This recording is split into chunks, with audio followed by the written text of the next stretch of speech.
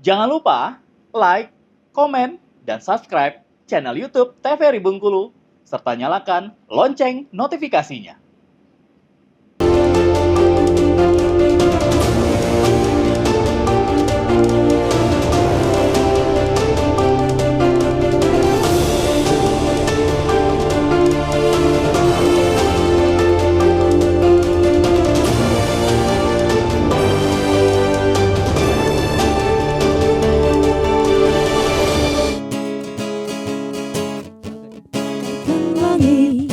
Di sore hari berwarna biru, sebiru hatiku menanti kabar yang aku tunggu, peluk dan cium hangatnya untukku.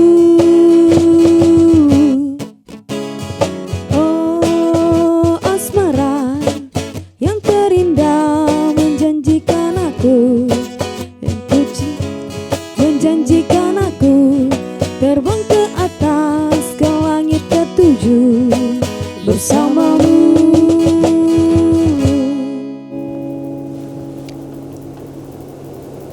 Terima kasih pemirsa TVRI Bengkulu, Anda kembali menyaksikan Brendo, masih bersama saya Afriko Zuhri, dan kali ini ditemani oleh Pak Muhtarimin dan juga Pak Zainal Azmi. Kita membahas terkait dengan pendidikan gratis di SD dan juga SMP. Nah, kalau kita bicara soal pendidikan tadi, pendidikan negeri maupun itu swasta gitu, kalau kita melihat masyarakat nih, ada beberapa masyarakat yang memiliki mindset gitu ya, kalau misalnya sekolah di swasta nggak apa-apa mahal, tapi mutu pendidikannya dia lebih baik daripada negeri dan sebagainya gitu. Pun berpikir demikian mungkin untuk negeri dan swasta. Nah, kalau dari Pak Muhtarimin sendiri seperti apa Pak melihat hal ini gitu ya, banyak orang tua gitu untuk menyekolahkan anaknya di swasta gitu daripada di negeri, apalagi dengan alasan katanya dengan tenaga pendidik dan sebagainya. Ini seperti apa Pak Muhtarimin menanggapinya Pak? Oke. Jadi begini, untuk bahasa yang selama ini ada di frame masyarakat ini, kadang-kadang dimaksud dengan pendidikan gratis itu memang pendidikan yang semuanya tidak mempunyai biaya gitu. Padahal bisa dibuktikan bahwa mengapa di swasta itu banyak yang meningkat mutunya, karena pembiayaan selama ini cukup besar. Ya, jadi dana komitenya besar, dana pangkalnya, uang tahunannya besar, ditambah dana BOS. Sementara di negeri itu hanya mengandalkan dana BOS saja. Nah, sehingga itu jauh kesenjangan pembiayaan yang selama ini terjadi antara negeri dan swasta. Karena negeri tidak boleh ada pungutan biaya personal gitu dan sebagainya. Ya.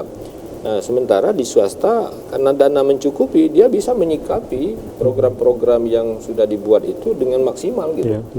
Tapi kalau hanya mengandalkan dana BOS, memang itu tadi, kalau kajian para ahli memang itu jauh dari cukup. Ya, dana BOS yang ada saat ini untuk tingkat SMP misalnya 1.100.000, padahal itu ada kajian dari para pakar pendidikan itu paling tidak itu di atas 3 juta. Ya, di atas 3 juta. Dari 1.100.000 dengan di atas 3 juta artinya masih jauh. Oleh karena itu wajar saja kalau memang kita tidak bisa menjalankan program itu secara maksimal. Karena bukan hanya dia secara informal berada dalam kelas, tetapi setelah itu harus disikapi juga anak-anak itu. Di kegiatan ekstrakurikulernya harus bagaimana pelatih yang bisa kita hadirkan ke sekolah, lalu bagaimana pembina yang ada di sekolah itu mendampingi siswa dan mengkondisikan. Tapi di dana BOS nggak boleh kita membayarkan pembina yang ada di dalam satuan pendidikan itu nggak boleh dengan dana BOS. Jadi sehingga ya bagaimana mau berjalan maksimal? Ya nanti mungkin sudah selesai mengajar dia harus pulang, harus makan dulu, harus minum, mencari. Ya, artinya ini juga menjadi tantangan gitu untuk bisa memaksimalkan apa yang sudah dilakukan oleh tenaga pendidik dan sebagainya. Nah, pemirsa, pada segmen ini kami juga mengundang Anda untuk dapat berdialog interaktif bersama kami di telepon TVRI Bengkulu di 0811103120. Sekali lagi, untuk dapat berdialog interaktif bersama kami di 0811103120. Kami tunggu partisipasi dari pemirsa yang menyaksikan. Nah, kembali ke Pak Azmi, kalau kita melihat tadi terkait dengan perbedaan gitu ya antara negeri dan swasta, apalagi mungkin mindset masyarakat yang mengatakan tadi mutu kualitas pendidikan di swasta ini lebih ini, walaupun mungkin biaya yang dikeluarkan juga lumayan besar. Nah, dari pemerintah sendiri seperti apa Pak menjaga kualitas pendidikan di negeri ini tetap terjaga gitu, tetap maksimal?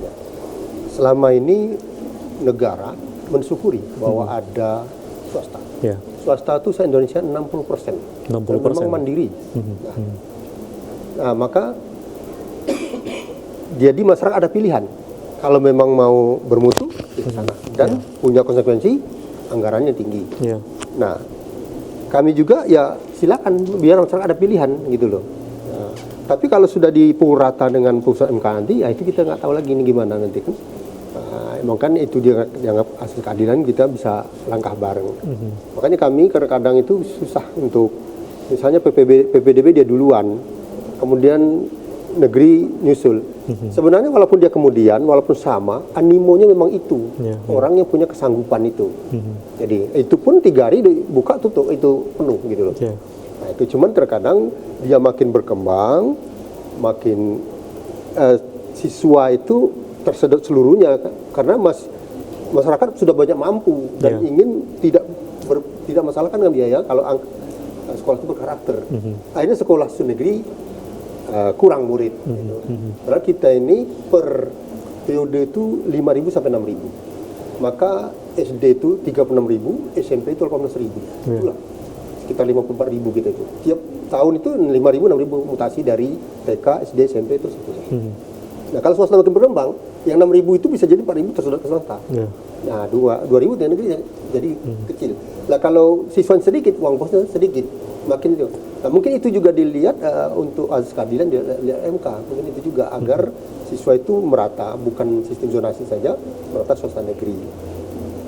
Hanya sedikit sekali lah ada orang tua itu pindah dari swasta ke negeri karena sudah tidak sanggup. Itu biasanya ada, tetap kami layani karena mungkin meninggal atau usahanya bangkrut. Kita layani masuk ke negeri. Jadi untuk perpindahan dari swasta ke negeri gitu ya? Ya siswanya. Nah kalau dari Pak Muhtarimin sendiri seperti apa untuk apalagi kalau sekarang nih udah mau memasuki PPDB gitu ya Pak? Apa untuk penerimaan peserta didik baru gitu ya? Nah ini pasti tadi yang seperti kita khawatirkan gitu, kebanyakan memang orang tua ini sudah memilih untuk sekolah nanti akan dituju mungkin untuk ke sekolah swasta dan sebagainya. Untuk memenuhi kuota itu sendiri seperti apa gini Pak? Ya untuk memenuhi kuota itu sebenarnya untuk Dinas Pendidikan itu memang sudah punya kajian sebenarnya. Artinya berapa output yang ada, misalkan dari SD ke SMP gitu kan. Artinya berapa jumlah tamatan SD, itulah yang akan disediakan rombel yang ada di SMP. Tetapi karena SMP di tingkat swasta itu makin berkembang, kadang-kadang rombelnya makin tahun itu makin bertambah, itu kadang-kadang yang menyebabkan kekurangan di sekolah negeri. Nah sehingga itu ada di suatu sisi di negeri itu numpuk, tapi di sisi lain ada juga yang kekurangan. Rombelnya masih banyak yang tidak berisi gitu, kurang. Karena ini tadi sedotan swasta itu luar biasa. Justru itu mereka yang di swasta itu memang orang yang punya pilihan alternatif bahwa dia mampu untuk mengikuti. Sebenarnya kalau menurut saya kasihan kalau harus digratiskan, mungkin bisa aja melorot saya sama yang dana yang kecil tadi yang itu disikapi itu agak akan berpengaruh sulit, gitu akan ya. Pengaruh berpuluh kali lipat dana yang selama ini dikelola. Iya, terutama untuk memaksimalkan tadi dari sekolah itu sendiri gitu ya Pak. Nah seperti apa mungkin ada dari pemerintah sendiri gitu ya Pak untuk mengatur hal ini terkait dengan kekurangan peserta didik dan sebagainya. Tadi apakah sudah ada yang nanti akan dilaksanakan gitu? Ya, pemerataan pendidikan itu sudah dilakukan ya. Contoh sistem zonasi, sekarang sistem domisili. Artinya sekolah itu milik masyarakat sekitar. Yang dulunya seperti SMP 1, orang Pintu Batu itu tidak bisa masuk. Dulu banyak anak-anak unik dari Matang Gubernur. Tapi sekarang aman aja, orang yang Pintu Batu itu masuk situ juga. Sudah, itu pemerataan. Nah, kemudian pendanaan ini tadi untuk BOS sudah seluruh dikasih swasta dan negeri. Nah, sekarang kembali masalah komite nggak bisa di swasta. Nah, itu saya juga belum terbayangkan gimana itu nanti. Jadi orang yang mampu nanti tetap dia menganggap rata sekolah itu. Dan sekarang sekolah itu juga tidak ada yang difavoritkan. Kita sudah ratakan dan berusaha pemerintah itu menyamaratakan sarprasnya dan tenaga pendidiknya. Dan kemudian saya juga di tenaga pendidikan, pemerataan dari mutu pendidikan itu masuk pemerataan gurunya itu tugas kita. Jadi memang pemerataan dari pendidikan itu sendiri salah satunya dengan sistem zonasi ini ya Pak. Ini juga membantu dan juga berpengaruh terhadap pemerataannya.